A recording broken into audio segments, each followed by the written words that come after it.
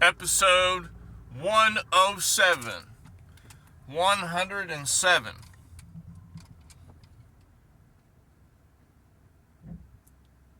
Look at this cop. I could have sworn. I think that's undercover right there. I got off track. Anywho, how? Episode 107 coming at you with the crazy madness that is me and my mind and all of the experiences that I have had and some particular thoughts that were on my mind today that I'm sharing. Yesterday I was talking about, kind of different investments that you make and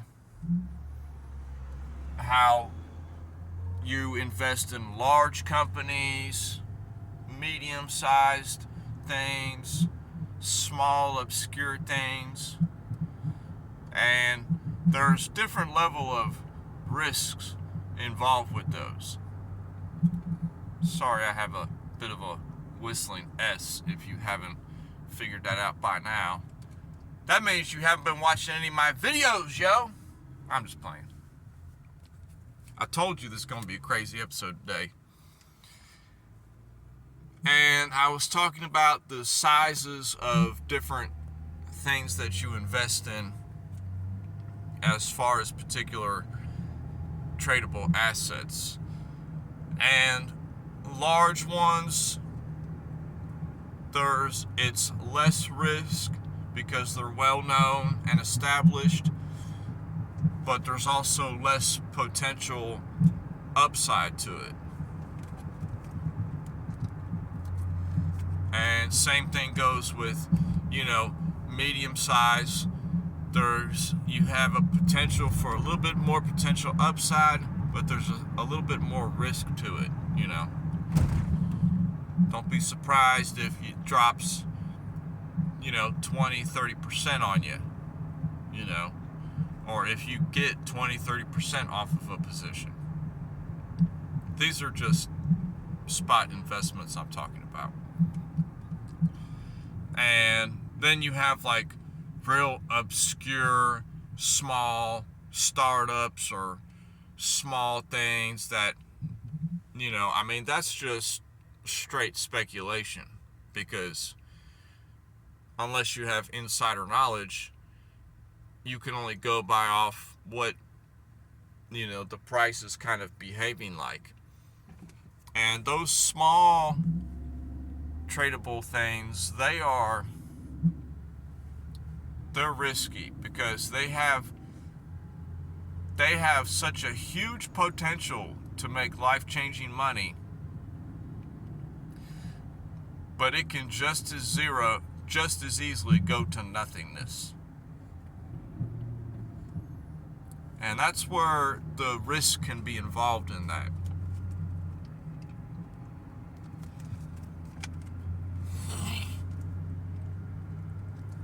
Excuse me.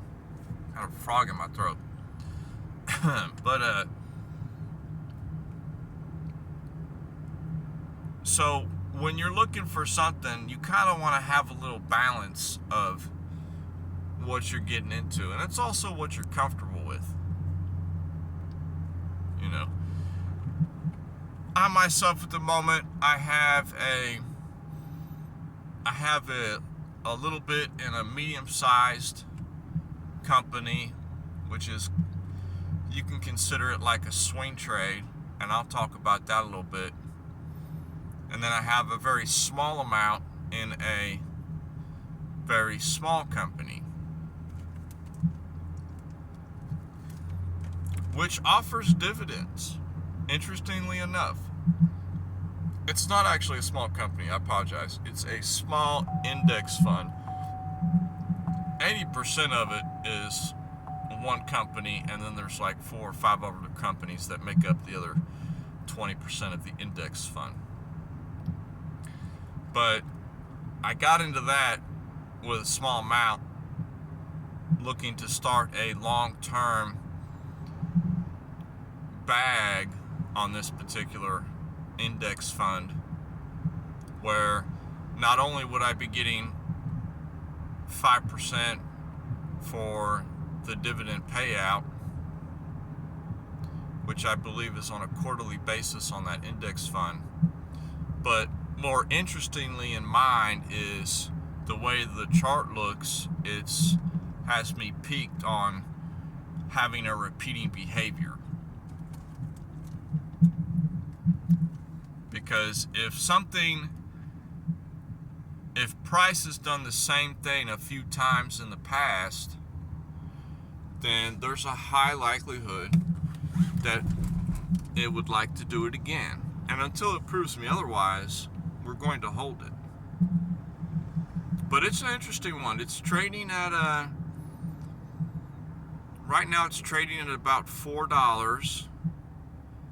I think we purchased a little bit at $4.13 is our purchase price.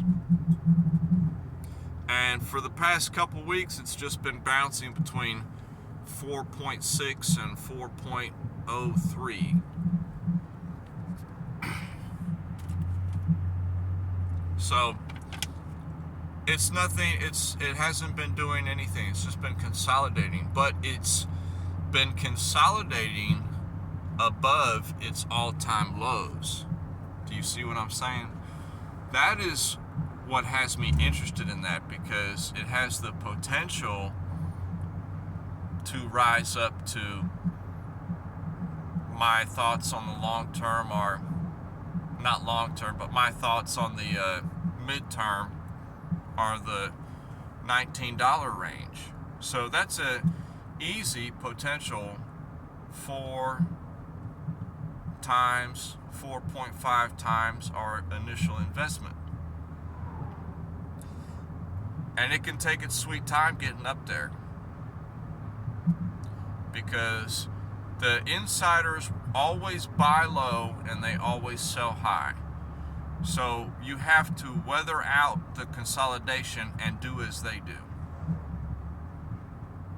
And they keep making this repeated pattern of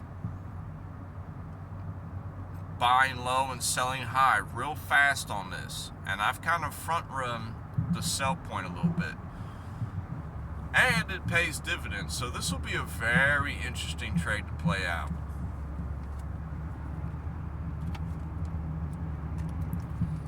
This is nothing major, mind you. This is like $35 initial investment. And when the initial investment is up to about 160, I think is the price or the value of it, it will be sold off. And then we'll just reassess from there. Possibly buy back in later at a lower price. But it'll be interesting that particular position is going to be there for the long term. And I'm just going to play the highs and lows on it until I'm proven otherwise on this, the way it's playing. So what I'm getting at on that is you got to have kind of a game plan on things.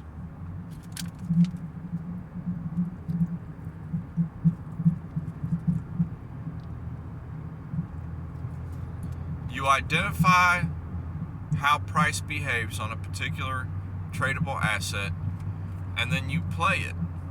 That's all you can do. Because, I mean, maybe you have insider knowledge. I don't. And businesses and companies, they can lie on their, financial reports. But the one thing that never lies is the price of something on the chart. That's why, personally, in my personal experience now, that's why technical analysis is so important. To a degree, price is like the king to me. because it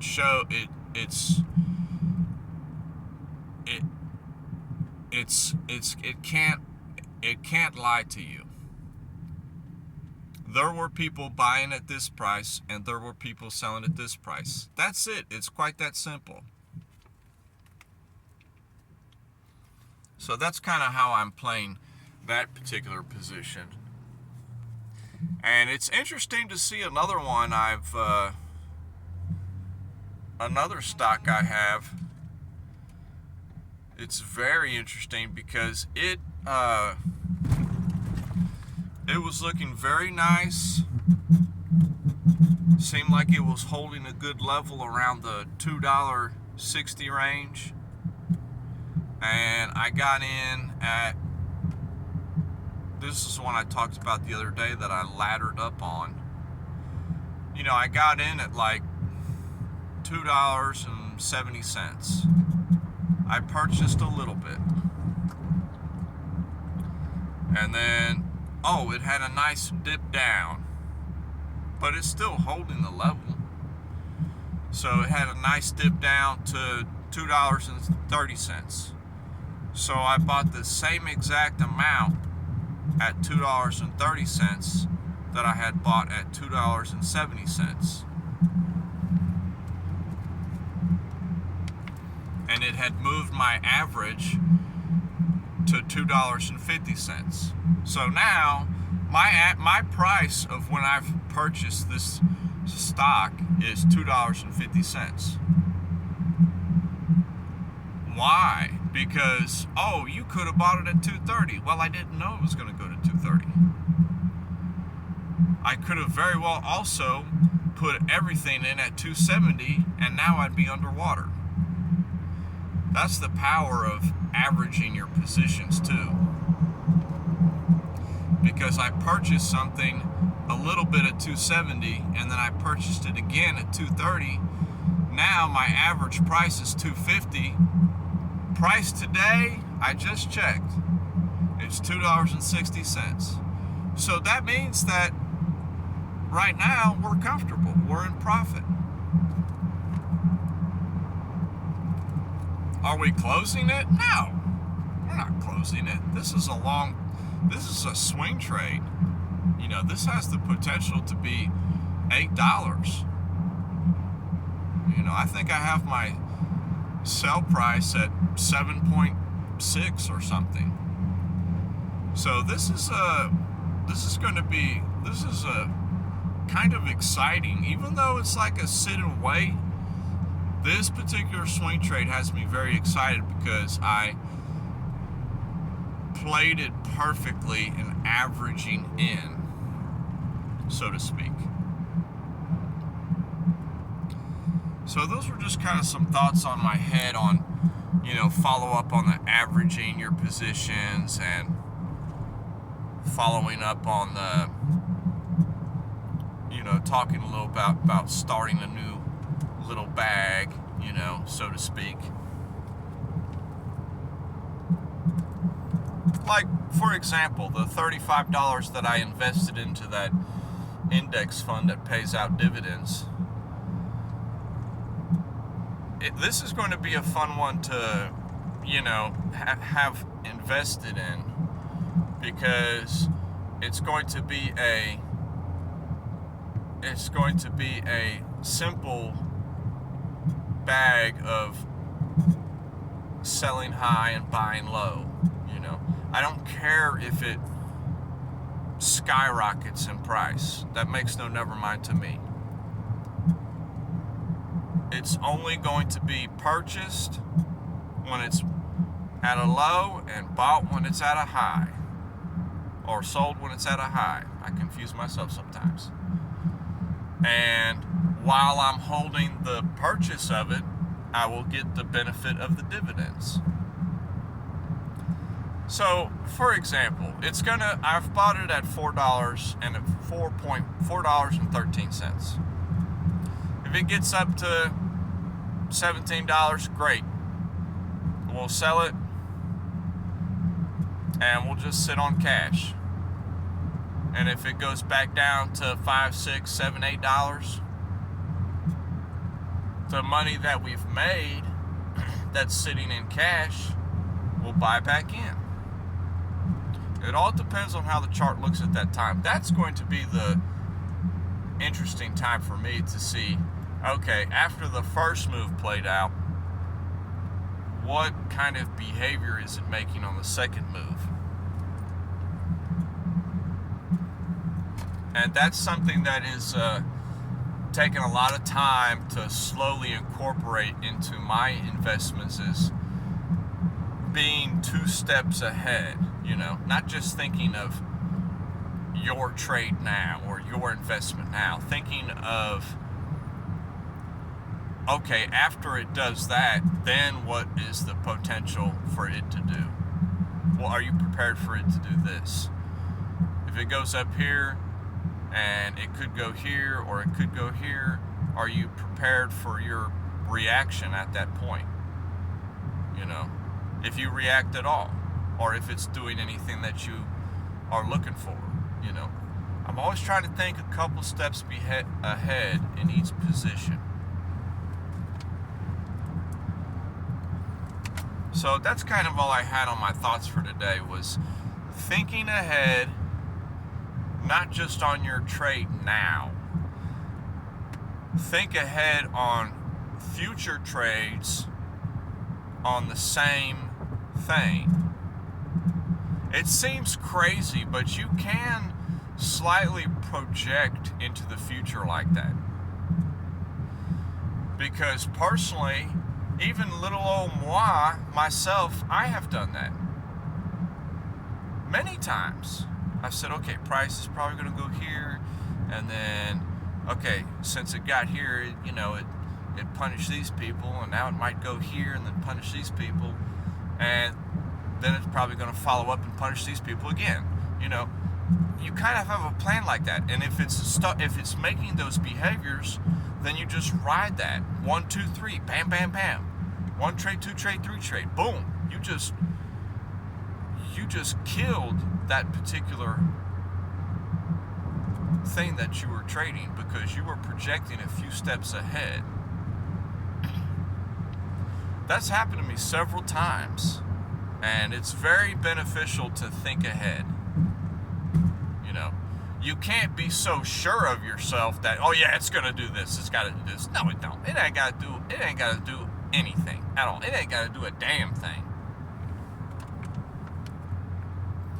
It could go to 1 billion, it could go to 0. You don't know, but all you can do is just have a plan of potential future setups. Because a lot of times in the past, where I've been so focused on that particular setup, the first setup was kind of a weak sauce setup, but the follow-up setup, that was the one that paid. I can't tell you the amount of times that I've missed out on moves like that. Not thinking ahead like that has cost me dearly. Not in losses, but in potential wins, if that makes sense.